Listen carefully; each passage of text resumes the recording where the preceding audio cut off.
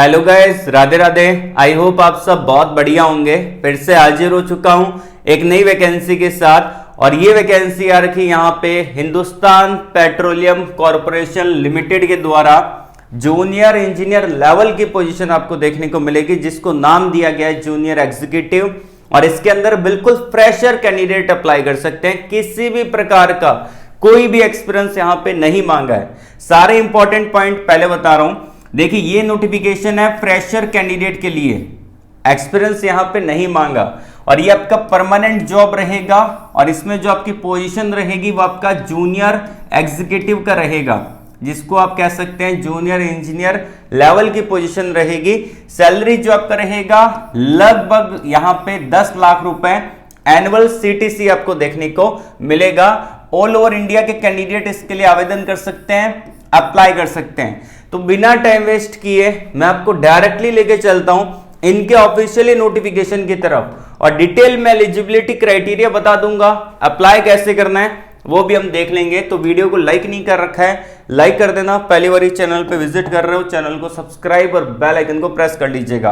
अब देखिए, यहां पे मैं ओनली वही पॉइंट को डिस्कस करूंगा जो मैंने हाईलाइट कर रखे हैं। ये आपका रिक्रूटमेंट निकाला गया है डिप्लोमा इंजीनियर्स के लिए, एक्सपीरियंस यहाँ पे नहीं मांगा। और ये आपका एचपीसीएल के द्वारा नोटिफिकेशन आउट किया गया है।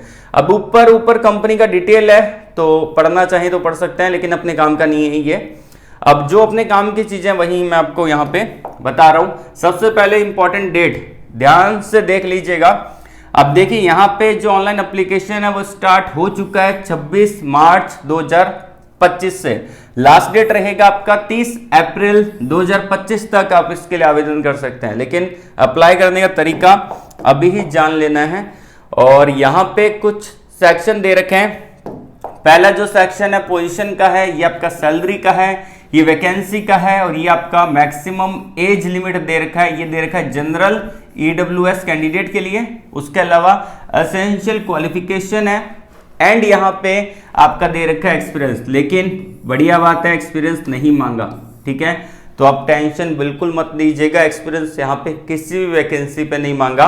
सभी वैकेंसी पे फ्रेशर एलिजिबल है।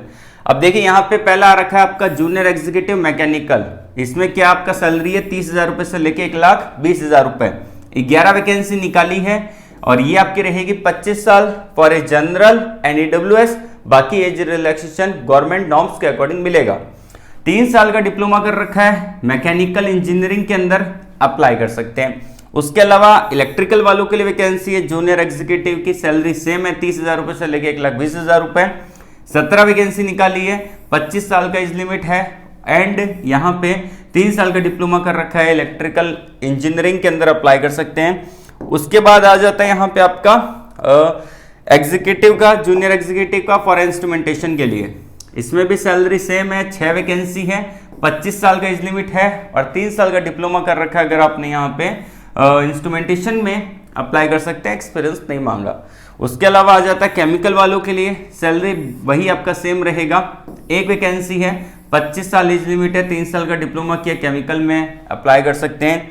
एंड लास्ट यहाँ पे आ जाता है आपका फायर एंड सेफ्टी, जिसमें इन्होंने बोला है आपका 28 वैकेंसी निकाली है, 30,000 रुपए से लेके 1,20,000 रुपए सैलरी रहेगा, 25 साल का एज लिमिट है। एनी साइंस ग्रेजुएट आप हैं प्लस आपने डिप्लोमा किया है फायर एंड सेफ्टी में, आप इसके लिए आवेदन कर सकते हैं, अप्लाई कर सकते हैं। उसके बाद अगर हम देखें यहाँ पे कुछ और इम्पोर्टेंट पॉइंट, जो मैंने इम्पोर्टेंट पॉइंट है वही यहाँ पे डिस्कस करूंगा। अब देखिए, यहाँ पे मैकेनिकल के अंदर कौन सी ब्रांच है, मैकेनिकल ब्रांच एलिजिबल है।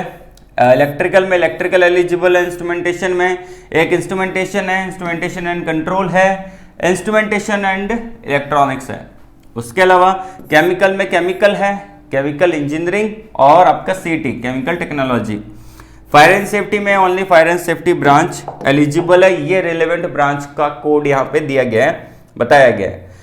सिलेक्शन कैसे होगा, देखिए सिलेक्शन प्रोसेस को जानने से पहले मैं आपको बता देता हूँ, इसमें बहुत इजी सिलेक्शन प्रोसेस है। तो यहाँ पे गेट स्कोर कार्ड तो आपसे मांगा नहीं, डायरेक्टली आपका सिलेक्शन होगा एग्जाम के बेस पे। तो इसके अंदर जो स्टेप्स रहेंगे, सबसे पहले तो आपका सीवीटी एग्जाम होगा, उसके बाद आपका जीटी या जीटी होगा, स्किल टेस्ट होगा, पीआई होगा और मेडिकल टेस्ट होगा। और फिजिकल फिटनेस एफिशिएंसी टेस्ट आपका होने वाला है। तो ये आपको क्लियर करना पड़ेगा, उसके बाद ही आपका जाके सिलेक्शन होगा, क्योंकि यहाँ पे गेट स्कोर कार्ड नहीं मांगा। अगर गेट स्कोर कार्ड मांगा जाता तो आपका एग्जीक्यूटिव कैडर में आती और उसके अंदर डायरेक्टली इंटरव्यू के बेस पे सिलेक्शन होता है। यहाँ पे आपका सिलेक्शन सीबीटी एग्जाम के बेस पे है, तो ये आपका नॉन एग्जीक्यूटिव कैडर में आती है।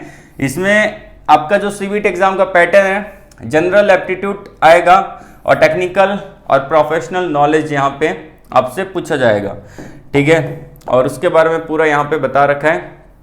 फिजिकल फिटनेस एफिशिएंसी टेस्ट यहाँ पे ओनली क्वालिफाइंग नेचर का है, तो उसके मार्क्स यहाँ पे ऐड नहीं होंगे। अब जैसे कि मैंने आपको बताया सीटीसी कितना होगा, सीटीसी रहेगा आपका जो कि 10.58 है। आपका सीटीसी एनुअल सीटीसी आपको देखने को मिलेगा, जो कि मेंशन कर दिया गया है। सीटीसी नो डाउट बढ़िया ही होता है, और ये वैकेंसी डिवाइड कर दी है, जिसमें आपकी एससी कैटेगरी के अंदर 9 वैकेंसी है, एसटी के अंदर 4 वैकेंसी है, ओबीसी कैटेगरी में 17 है, ईडब्ल्यूएस कैटेगरी में कितनी है, यहाँ पे 6 वैकेंसी है, और यूआर कैटेगरी के अंदर 27 है। टोटल वैकेंसी 63 आपको देखने को मिलेगी। 63 वैकेंसी यहाँ पे निकाली गई है टोटल। ओवरऑल अगर सभी को ऐड करें तो 63 वैकेंसी आपको देखने को मिलेगी। अब जैसे कि मैंने आपको बताया एज लिमिट कितना था, यहाँ पे 25 ईयर का था। बाकी अगर आप कैटेगरी में आते हैं तो एक रिलैक्सेशन मिलेगा 5 साल का एसएसटी कैंडिडेट को, 3 साल का ओबीसी कैंडिडेट को, 10 साल का, 13 साल का और 15 साल का पीडब्ल्यूडी कैंडिडेट को मिलेगा, ठीक है। तो यहाँ पे इन्होंने मेंशन कर रखा है, जिसको आप देख सकते हैं। उसके अलावा अगर और देखें यहाँ पे कुछ इंपॉर्टेंट पॉइंट, तो यहाँ पे ऑनलाइन एप्लीकेशन का जो लास्ट डेट रहेगा वो वापस से दे रखा है 30 अप्रैल 2025 तक आप इसके लिए आवेदन कर सकते हैं। तो ये डेट यहाँ पे वापस से इन्होंने बता दी है। और एप्लीकेशन फीस और दे रखा है यहाँ पे, जिसको आप देख पा रहे हैं कि एप्लीकेशन फीस कितना रहेगा। तो एप्लीकेशन फीस आप पे कर सकते हैं ऑनलाइन मोड में, और ये जो आपका एप्लीकेशन फीस रहेगा यूआर ईडब्ल्यूएस ओबीसी कैंडिडेट के लिए रहेगा 1000 रुपये प्लस 18% जीएसटी, मतलब कि 1180 रुपये आपको पे करने पड़ेंगे, जिसको आप payment mode debit credit UPI net banking के थ्रू आप पेमेंट कर सकते हैं, बड़े आराम से पेमेंट कर सकते हैं। बाकी जो अदर कैंडिडेट है उनके लिए फ्री का फॉर्म आपको देखने को मिल जाता है। इंपॉर्टेंट इंस्ट्रक्शन और सब दे रखे हैं, तो आप इसको देखना चाहें तो देख सकते हैं, ठीक है ना। जो भी हाईलाइट पॉइंट है वही मैं आपको यहाँ पे बता रहा हूँ। तो बिना टाइम वेस्ट के लेके चलता हूँ इनके ऑफिशियली वेबसाइट पे अप्लाई करने के प्रोसेस को जान लेते हैं। तो ये कुछ वेबसाइट ओपन होगी, इसका लिंक वीडियो के डिस्क्रिप्शन में अवेलेबल है, जाके चेकआउट कर लेना। यहाँ पे आपको क्या करना है, सबसे पहले तो अगर आपने पहले कभी HPCL के अंदर अप्लाई किया है किसी भी वैकेंसी के लिए, तो आप इसको लॉगिन कर सकते हैं, ठीक है ना। तो यहाँ पे साइन इन कैसे करना है, जैसे कि आप ईमेल आईडी डालेंगे, पासवर्ड डालेंगे और अपना ये जो कैप्चा कोड है वो यहाँ पे डाल के इसको साइन इन कर लेंगे, अगर आपने पहले कभी अप्लाई किया है तो। और वहीं अगर आप मान के चलिए फर्स्ट टाइम ही अप्लाई कर रहे हैं तो आपको साइन अप करना पड़ेगा। तो साइन अप पे क्लिक करते हैं, तो यहाँ पे थोड़ा सा लोडिंग लेगा, तो उसके बाद अपनी डिटेल फिल करके डायरेक्टली इसको आप साइन अप कर सकते हैं, जैसे कि आप देख पा रहे हैं। तो यहाँ पे कुछ ऐसा टैब ओपन होगा। तो साइन अप करने के लिए फर्स्ट नेम कंफर्म कर देना है, मिडिल नेम है तो लिखना है, नहीं तो छोड़ देना है, कंफर्म कर देना है मिडिल नेम है तो, ठीक है ना। लास्ट नेम डाल देना है, कंफर्म कर देना है लास्ट नेम, और यहाँ पे आपका फुल नेम आ जाएगा, जैसा आप स्क्रीन पे देख ही पा रहे हैं, ठीक है ना। उसके बाद यहाँ पे मोबाइल नंबर उसको कंफर्म कर देना है, ईमेल आईडी उसको कंफर्म कर देना है। ये यहाँ पे जो दे रखा है आपका कैप्चा कोड वो यहाँ पे डाल देना है, यहाँ पे नीचे कैप्चा कोड यहाँ पे डाल देना है नीचे की साइड के अंदर। उसके बाद यहाँ पे आप देख सकते हैं कि रजिस्टर, इस पर क्लिक कर देना है, तो आपका रजिस्टर हो जाएगा। रजिस्टर होने के बाद आप इस फॉर्म को बड़े आराम से, बड़े इजीली अपने मोबाइल की हेल्प से आराम से अप्लाई कर सकते हैं। इससे रिलेटेड किसी भी प्रकार का डाउट होता है तो आप कमेंट बॉक्स में कमेंट करके पूछ सकते हैं, या फिर आपको पर्टिकुलर इसका अप्लाई वीडियो ही चाहिए तो मुझे बता देना, मैं अलग से इसका वीडियो बना दूंगा। तो आज के लिए बस इतना ही। ऑल द वेरी बेस्ट, जय हिंद।